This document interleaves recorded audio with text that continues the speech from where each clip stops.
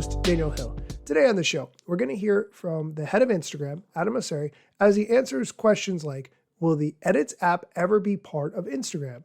Do I need special equipment to make my posts better on Instagram? And how do I earn money through Instagram? All of that and more on today's episode, but first, here's a quick word from our sponsors. Welcome back. Let's dive into the questions. The first one, how do I get verified? Well, you could be a person who is notable, who's been in media publications and so forth, and you could send those links to Instagram, or you could pay for the blue check mark. There are two ways to get verified. If you're a notable figure and there's press about you, you can submit a request and it'll help actually to add links to that press. And you can also pay for a Meta Verified subscription, which allows you to not only be verified, but also get access to some other account protection tools and more supportive customer support. You might be very tempted to pay for Meta Verified so that you can get that blue check mark. But just remember, Meta is using your time on the app to sell ad space that will show you ads. So you are already giving them quite a lot of value and money without having signed up for any specific service like Meta Verified. I personally would not want to give them any more money, but you might see the value in doing that. Since you are earning Meta so much money, let's flip it. How can you earn money through Instagram? We have been exploring ways to pay creators directly and to allow fans to pay creators through things like subscriptions. But the primary way people get paid is through brand deals on the platform. It's always been a bit surprising to me that historically Instagram hasn't done more in this space to connect creators and brands, because so much of that conversation and dialogue has to happen either in the Instagram DMs, but then move to another platform like email.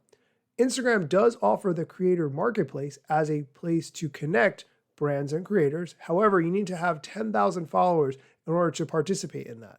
I've never seen that number actually written out, but I've applied to be part of the creator marketplace many times and never been accepted. So I assume it's because of my low number of followers. Let's go on to the next question, which I think is very subjective. Do I need special equipment to make my posts better on Instagram? What is better? How do you quantify better? It might be more reach. Some people might like very simple posts that don't have a lot of graphics and captions and really good color grading and excellent lighting. Some people do prefer those things. You really don't. A lot of creators focus a lot on image quality and video quality, and that can be a nice thing to have, be really high, but the truth is people are much more interested in what you have to say than what camera you use to record it or to take that photo. So I would encourage you to spend more time on figuring out what you're going to say, what you're going to capture, what story you're going to tell, and less time on what camera you're going to use and what resolution the photo or video is going to be. I do agree with that assessment. No matter how good your equipment is, you could always spend more money to get better equipment. There's no limit to that. I don't think that should hold you back at all. Let's go on to the next question. Will edits ever be part of Instagram? You can do video editing inside Instagram. However, there are so many other features that you can do in edits now and you will be able to do in the future. So I don't think it really makes sense to have it be part of Instagram. There's already video editing in Instagram. Edits is going to have the same video editing tools as well as other tools that don't really fit into the Instagram app. So things like keeping track of your notes and your ideas, an inspiration feed, and probably new, more advanced creative tools. And the most successful ones will probably bring over to the Instagram app as well. So if you want to be on the latest and greatest, Edits is probably the best place to be. Okay, let's go on to the next question. Can someone find out if I unfollowed them? This is a great question. So if you unfollow someone, the person does not get a notification that you unfollowed them.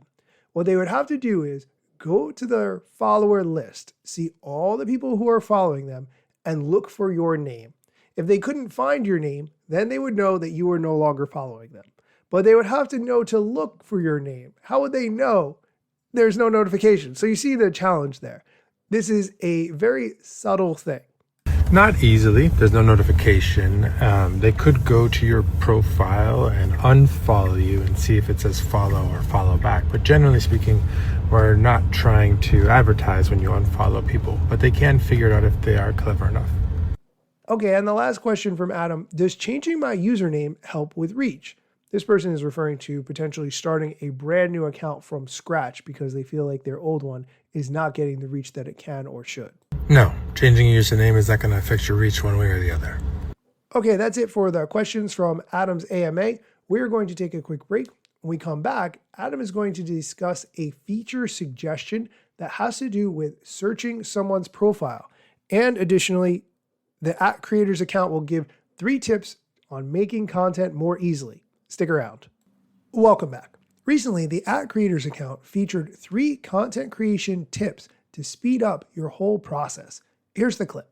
Here are 3 ways to save time when posting on Instagram in order to upload more consistently and connect with your audience. Number 1 is scheduling your posts. Did you know you can easily schedule your reels, carousels, and photos ahead of time? This feature helps you stay consistent with your content and avoid the time and stress it takes to manually upload your posts every single day. Number 2 is saving replies. Do you ever get tired of typing out the same response when replying to your DMs? You can create and store your most commonly used replies to send in DMs. This way you can respond to your followers quickly and efficiently without having to type the same thing over and over again. Number 3 is utilizing templates on reels. See a reel that you want to recreate, browse through a variety of templates, add your own clips, and you'll have an engaging reel to upload in minutes. Are there any Instagram features that save you time as a creator that I'm missing? Let me know in the comments. Okay, I played that clip because I think it's really good to be reminded of some of the features that we don't always talk about on the show. And for the last section, here is a clip of a podcast that Adam Mosseri was on recently. This is a teaser trailer for the podcast. I didn't have a chance to listen to the episode because I just discovered that it exists 5 minutes ago. But here's the clip. Has this happened to you that you're scrolling Instagram and you find a really interesting video and you're like, oh my god, what happens next? And then they say, follow for part 2, come back for part 2. So you go to their page and then you keep scrolling till you find part 2, which sometimes you don't. Like, I don't know if the latex dress fit her. I don't know how the pot came out of the kiln. I don't know if that look actually looked good together with the red lipstick. If only there was a search bar on everyone's profile to find part 2s of specific videos, life would be so much more fun. So when I found out Adam Mosseri, who's the head of Instagram, is coming to India and I get to talk to him, I knew what I wanted to ask. Oh yeah, no, we should make search easier. Search needs to work at the Instagram level first really well, and then we can make it work better on this sort of specific account like level. specific profiles where I could just go to Reels and search part 2 of this candle making They might have like session. 19 part 2s. I mean, we're always going to hack the Yeah, that's algorithm how it in some goes. way Yeah. or the other, but I just feel No, like we should do profile search for sure. right? It'll just feed more into It's more just useful. It's just like you when you 100%, when yeah. you want to find that thing, then you can't remember what it was, and it happened to be like 30 posts ago. It's just annoying. Okay, good. Okay, that's it there. So I didn't have to slide into the talk to the DMs. team. For the, okay, cool. Thank you very much. That was either genius or I just bumped up my screen time. I guess we'll know when we know. I will listen to the podcast episode and bring back any clips that I feel you should definitely hear. That is going to do it for today's episode. As always, thank you for listening, and be sure to come back next time for more social media news, strategy, and other things that you need to know. Let me tell you a couple things that you should know about me. A product manager, but do not have a bachelor's degree. But actually, that's factually a fraction of me. Another fraction's posting content irregular and irrationally. Still probably won't get a job at the Gram. They forgot, they don't know, or don't care who I am. That's why you never see me at the parties and events. My lack of followers must make me irrelevant. Don't have a course, a book to sell to make a bag of grand. Not a social media marketer, don't represent any brands. Plain to see, don't have an agency, but I got a lot of spam. Just putting in my work without the glitz and glam. Won't catch me eating fish unless it's shrimp or clam. No six pack, no risk that, there's a gym card in my hand. Don't have a full-time job, but I got a lot of plans. Stay plotting, dropping knowledge on TikTok and Instagram.